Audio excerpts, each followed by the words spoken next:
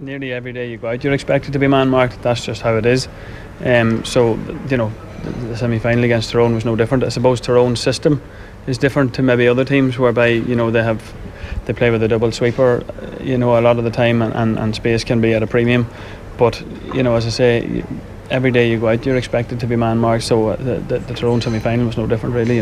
So when you say a different system, you mean if you got a little bit of a break clear from Hampsey, suddenly Colin Kavanagh was standing in front of you? Well, that's it, and that's how they operate. I think we might have had a goal chance at one stage in the first half, had got clear, and then I think it might have been Matty Donnelly or somebody had come back to provide that cover, and that's the way Tyrone operate. That they play with men back all the time. So as I say, you're man marked in every game. So it's no different from any other game. It's just that sometimes Tyrone play with more defensive nature than other teams.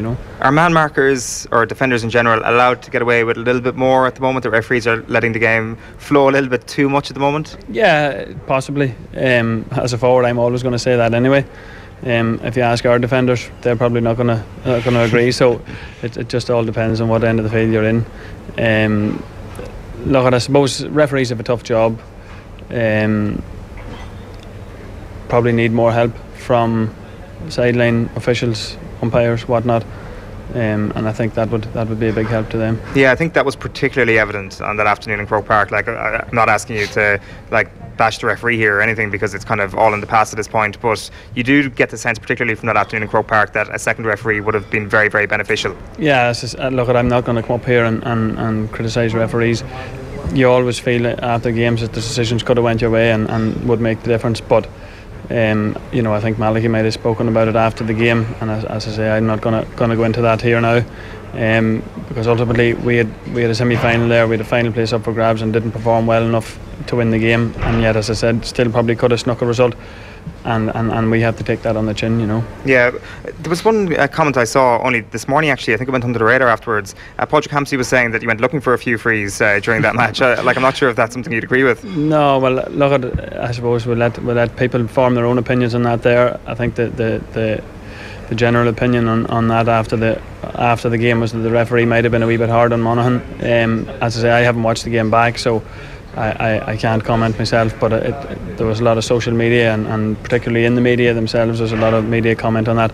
As I say, it's not my place to say. I haven't watched the game back, so I can't really comment on it. It's interesting that you haven't watched the game back, actually. Is it? Do you find it particularly tough to watch games back that you've lost in? Yeah, it can be tough enough at times. I just to be honest, I haven't got around to it. I probably will in time, but just at the minute I haven't got around to watching it back. Yeah, it's I think even supporters of counties who've had very narrow defeats would even struggle to do it. So I'm not sure, is it something that Malachy gets you in later on this winter to try and kind of put those demons to rest, or is it just a matter of completely forgetting it now? No, I think at this stage, there's nothing to be gained at the minute by watching it back anyway. Only for your own personal viewing, but as a team, there's nothing really to be gained by watching it. Maybe later into next year, might take a look back at it and see what learnings we can get from it. But in the immediate aftermath, there's no real joy in watching it back. Yeah. How do you reflect on your own summer? Because I think everybody is in agreement that it's hard to kind of thrive as an individual with bags of talent as a forward, as a wing forward, a corner forward, or a full forward at the moment. But it seemed that you were the exception to that. You and a couple of other forwards were the exception to that this summer. That you still managed to put in unbelievable individual performances, despite the fact that we've got this growth of very tough systems. It's enjoyable, and there is obviously there's days where it can be tougher than others, and as I say, maybe defensive systems, as you mentioned, and things like that. So it can be tough, but that's part of the challenge, and that's you prepare for that. You prepare for that every day you go out. You know that's coming your way, and you try and find ways around it, and try and thinking maybe one or two steps ahead as to where you need to be or where you need to move or how you're going to get on the ball or where you need to be to get on the ball and things like that. So it's a challenge, and the way the game has gone is obviously very different to how it was maybe when I started playing into county football, and things were a lot more open and a lot more free flowing, but it's a challenge, and I suppose that's part of the enjoyment of it. Yeah, just a final topic before we wrap up. Just Monaghan in general at the moment. I know it's still probably a little bit too close to have an appreciation for this, but Monaghan football is now being held up as the template to other counties with a small population, that if you get your structures right, if you get your development squads right, and you've got good coaches at all levels, you can achieve great things like being All-Ireland semi-finalists and being that close to being All-Ireland finalists and challenging at the very, very top table. Like, it's obviously something that you'd agree with yourself. What do you think is the single biggest factor for getting Monaghan into the place where it is now? There's probably it's a combination of a lot of things. I think there's been a good, obviously having Malachy at the helm for a steady, prolonged period of time, whereby he can get working with guys for prolonged time. Like, he can bring young lads into the panel maybe 2-3 years ago that we're only really seeing now. For the likes of Conor McCarthy, Ryan McInnesby, these boys that have been in there 2 or 3 years now and have that under their belt. Niall Cairns is another example of it, who have been in there, played under Malachy, trained under Malachy, and then they know how the system is, they know how the team wants to play, and we're really starting to see the benefits of them players now, and them guys are all 19, 20, 21, 22, that age of player. So obviously Malachy and his backroom team, Ryan Porter, Leo McBride, Eoin Lennon, Collie McRae, the work that they have done over the last number of years has been massive with this team. But then there's things that's going on in the background. You have a county board, you have the development squads and things out there, and everybody's pulling in the one direction, and once you have harmony there, it makes things a lot easier. But on top of that there, I suppose, and it can be missed at times, Monaghan there's quality players in Monaghan, there's quality footballers in Monaghan, and you'll not do any of that without it. And I suppose sometimes that can be overlooked, and people talk about the size of Monaghan's population, whatever else. To be honest, it's not something we look into or read into at all. We have a team, we have a panel of 36 players, the same as every other panel in the country, and we work as hard, if not harder, than a lot of them. And you're trying to get the best out of yourself every day. Yeah, it's interesting what you mentioned there, those young lads like McCarthy, McInnesby, who've been in the panel for a few years despite the fact that they're still quite young. Do you think that that's a template for other people to follow, that no matter what age you are, even if you're just out of minor, just get them into the senior setup just so that they can see how it operates, and even if they're not going to make their championship debut for a few years, then they'll be far more ready than if they were 21 and only getting their first experience of the setup? Well, that's it, and them guys have played championship football and have played very well. Like Ryan McInnesby came on for us in the Ulster final in 2015. So he's been there and been playing for Monaghan consistently. But the more you're involved in a setup and the more comfortable you can get in a surroundings like that there, whereas if you come in at maybe 19, 20, 21 and it's your first year, and it always takes a year or two to find your feet and to be confident within the group and be confident in your surroundings. So the quicker you can get guys into that environment, and this is where they belong, and you can get them into the routine, of strength and conditioning, nutrition, all the basics that comes with it.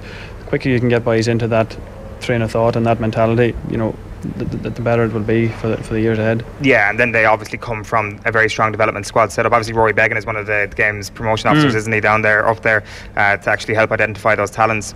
I wonder if that development setup was as good, say, 10 years ago. Do you think he would have been identified sooner? Do you think he would have been a county minor? Yeah, well, like I was on a minor panel, all right, in fairness, and I got dropped off it before the championship. So, but look, I suppose it's definitely something that has improved massively, over the last 10-15 years since I was back in development squads.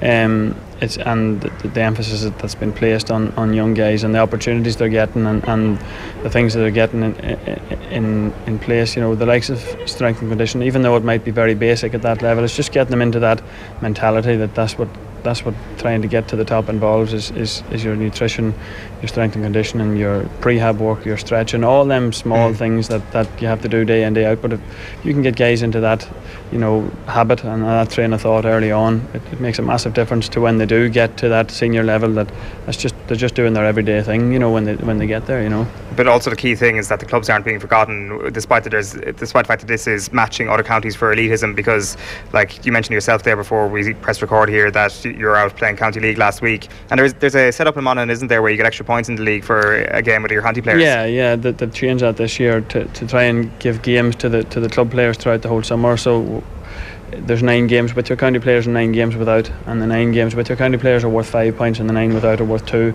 So it has just given teams a steady run of games throughout the summer, where the county team and the county guys have been off focusing on that.